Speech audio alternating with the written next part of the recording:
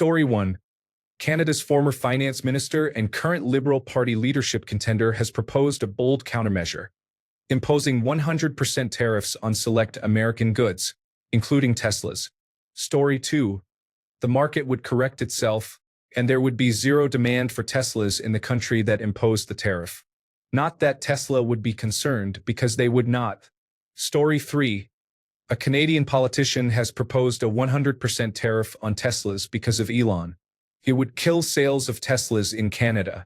I would expect Tesla would sue on the grounds of discrimination. Story 4. If you want to hit the United States where it hurts, do it with products that everyone needs. For example, Canada is the source of a product called potash. Saskatchewan is the largest producer of it in the world. Why does this matter? It's a key component in fertilizer.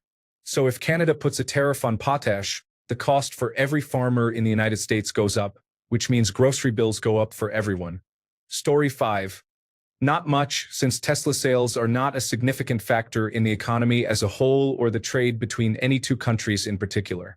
On the contrary, Musk might actually view it as a positive, since he could pivot to blaming that for declining Tesla revenues instead of his own mismanagement and the distaste much of Tesla's target demographic now feels for him personally.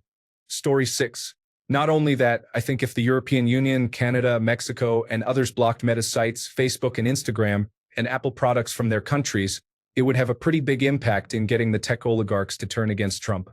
After all, they only care about money, and Trump is just a useful pawn to get them rich. Story 7. The United Kingdom already has said that the dumpster-shaped monstrosity isn't road legal, which seems to be a smart and obvious move. Considering the actual road safety record, it would be easier and more sensible to ban imports altogether. Story 8. Most countries have laws or constitutional provisions that prevent targeting a specific individual or business. That is why Trump doing that sort of thing or threatening it is such a huge deal. Story 9. I read today that Denmark is considering a 500% tariff on Ozempic.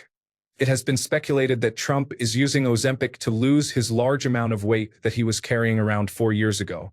That would make the taxpayer responsible for a very expensive medication for him. Story 10. Personally, I suspect lots of people in places outside the United States will just refuse to buy Teslas due to the association with Elon. There is no need to put tariffs on them. Story 11. Disclaimer. I am not a lawyer. However, I think such a tariff being imposed in Canada would not work. The Tesla company could file suit against the Canadian government on the grounds that the tariff is prejudicial and an abusive process. Since that's true, they have a good chance of winning. I have a better idea. Big car companies are allowed to self-certify that they are in compliance with all the relevant crash, safety, and emissions regulations. However, there seems to be a fair bit of evidence that the Cybertruck does not, in fact, meet those standards. Therefore, have our National Standards Authority actually test a few Cybertrucks. If they fail, ban importation and sales of existing new stock until Tesla brings them back into compliance. If the failure is particularly dangerous or egregious, force a recall of all affected vehicles. In that press release, make it clear that owners of affected Tesla vehicles do have a basis for a lawsuit because Tesla sold a vehicle not fit for the road. So instead of filing one big suit as the plaintiff, Tesla has to defend against numerous suits from aggrieved buyers. Story 12. Tesla sales aren't even a factor anymore. He's busy sweeping Social Security funds into his personal accounts right now. Change all your withholdings to the minimum, kids. Why pay taxes when the muskrat is just going to steal them? Story 13. Considering Tesla has factories all over the world now, they can't tariff goods built in their countries, so China and most of Europe would be exempt since they are sourced and built there now. Story 14. American futures are already falling. They did before the end of the trading day, and Sunday at 6 p.m. Eastern should be very interesting. This usually means Tesla stock will take a massive hit. Story 15.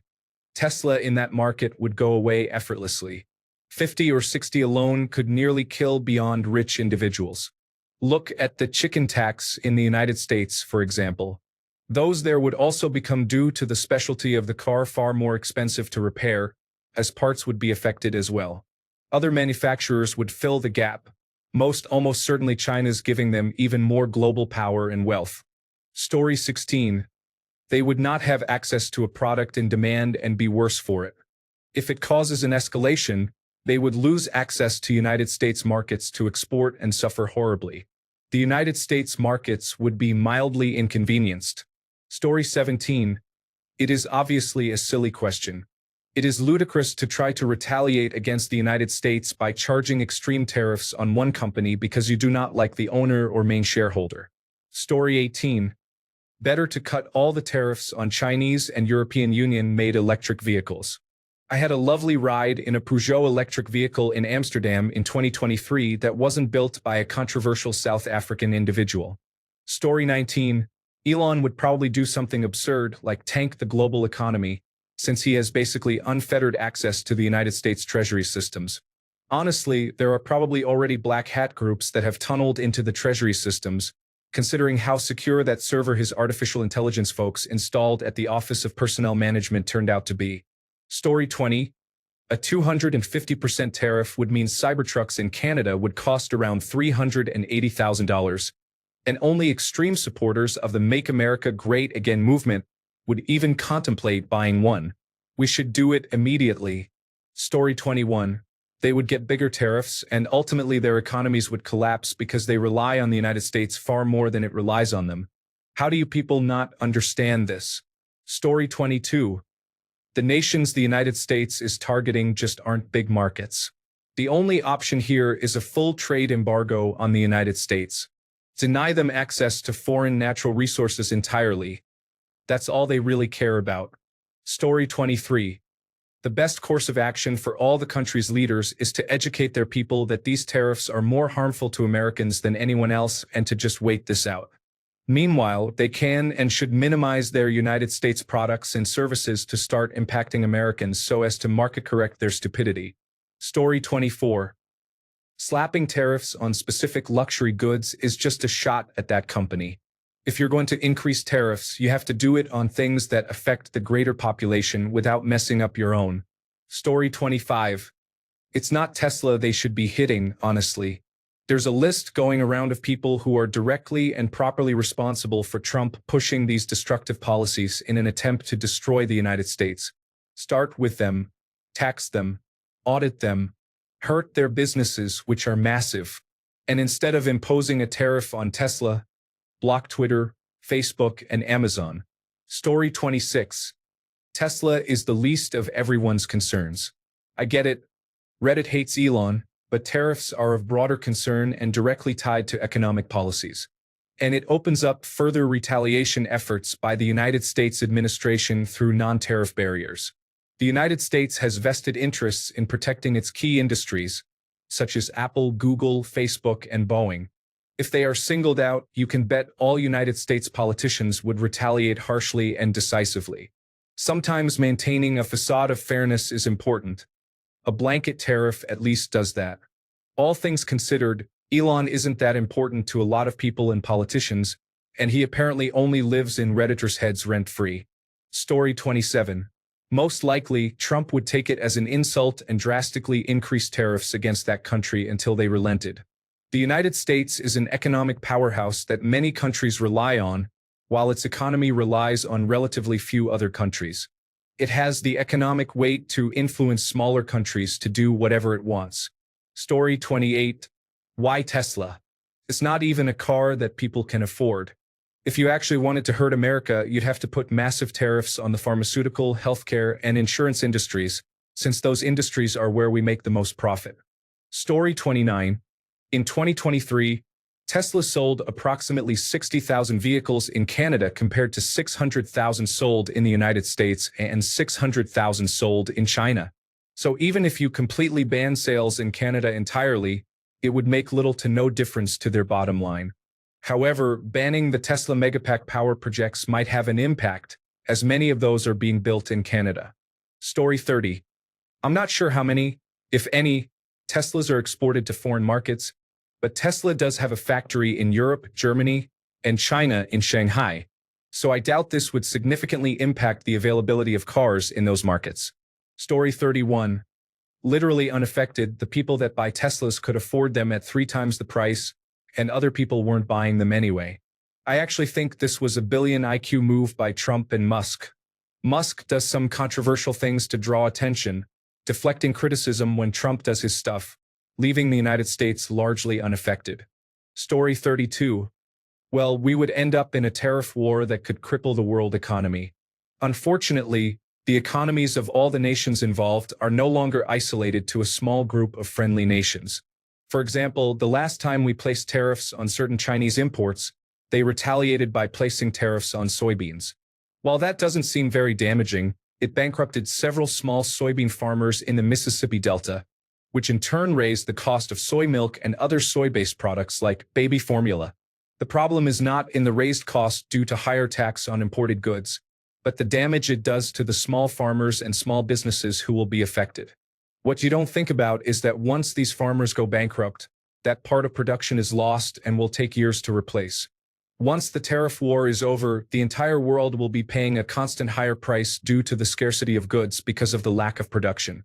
The supply will be less and will not be replaced for at least a year or two after the tariffs are lifted. Tariffs were an economic weapon designed for nations that needed to grow certain production of a product domestically. This economic weapon will only serve to hurt everyone in the end and serves no good unless used as intended. If America wanted to sell its microchips to United States manufacturers, but Chinese ones are cheaper, you put a tariff on Chinese chips to make them more expensive than American-made ones. In turn, United States manufacturers buy more United States-made chips, growing our chip production. Story 33. Tariffs are pay-to-play, sort of like Xbox Game Pass or World of Warcraft subscriptions or Netflix. You all have to understand each side wants it as low as possible to pass the ball. Globalism and the World Trade Organization turn old world economics on its head by tricking Western manufacturers to exploit cheap Chinese labor. That's it. Story 34. Do other countries even care about Tesla? It feels like something that is only relevant in the United States, and Elon isn't really highly regarded outside of the United States. Story 35. There is always a workaround. You can always tariff some key proprietary part where there isn't a workaround, like the replacement batteries or something where you can never get the car serviced. Story 36. I live in Thailand, where they have enormous tariffs on cars from the European Union and none on Chinese cars. So you can buy 3 BYD cars for the price of one small BMW. Only the rich, or rather those who want to look rich, buy European Union cars here. The same will happen with Tesla. By the way, what is wrong with Trump that he thinks foreign governments pay the tariffs instead of the American consumer? There should be an age limit for presidents. Story 37. All that is going to happen is everybody is going to stop buying from other countries, and the countries with the most manufacturing capabilities and resources will be okay while the others will be doomed to collapse. Story 38. It wouldn't make much difference. United States tariffs against other countries are what will drive up prices for United States consumers. A lot of people don't seem to understand that or don't care, one of the two. Story 39. People on Reddit would celebrate like it was their sports ball. It would be the same vibes as this hilarious day in American history. Story 40. There are some Tesla factories in Canada, but versions of this are being discussed. Unrelatedly, do Cybertrucks benefit from speed holes? Has anyone tried? Story 41. One country would hardly make much of a difference. I do not think people realize just how small the international market is on an individual basis. The United States population is over 340 million people. If you exclude China, the next most populous main trade importer for the United States is Japan, at less than half the population, and in terms of automotive manufacturers, it is in the top 5 nations. Story 42. Tesla would sue the country for selectively being targeted. I don't know if it will succeed or not, but it would happen. Tesla would likely get billions in new grants from the United States. Tariff fees don't just disappear. They are collected and distributed by the government. Usually, a large portion goes to support businesses hurt by counter tariffs.